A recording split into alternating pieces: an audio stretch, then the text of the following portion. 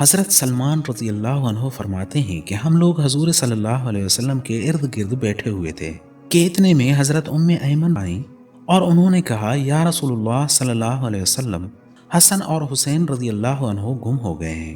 اس وقت دن چڑھ چکا تھا۔ حضور صلی اللہ علیہ وسلم نے صحابہ رضی اللہ عنہم اجمعین سے فرمایا، اٹھو اور میرے دونوں بیٹوں کو تلاش کرو۔ چنانچہ ہر آدمی نے اپنا راستہ لیا اور چل پڑا، اور میں حضور صلی اللہ علیہ وسلم کا راستہ لے کر چل پڑا۔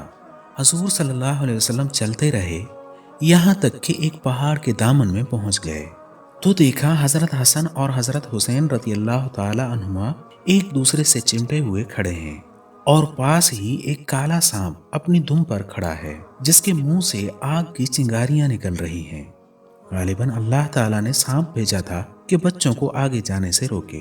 حضور صلی اللہ علیہ وسلم جلدی سے سانپ کی طرف بڑھے۔ اس سانپ نے حضور صلی اللہ علیہ وسلم کو مڑ کر دیکھا اور چل پڑا اور ایک سوراخ میں داخل ہو گیا۔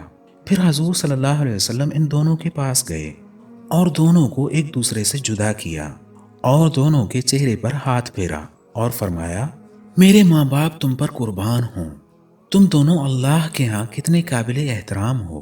پھر ایک کو دائیں کندھے پر اور دوسرے کو بائیں کندھے پر بٹھا لیا۔ میں نے کہا، تم دونوں کو خوشخبری ہو کہ تمہاری سواری بہت ہی عمدہ ہے۔ حضور صلی اللہ علیہ وسلم نے فرمایا، یہ دونوں بہت عمدہ سوار ہیں اور ان کے والدین دونوں سے بہتر ہیں۔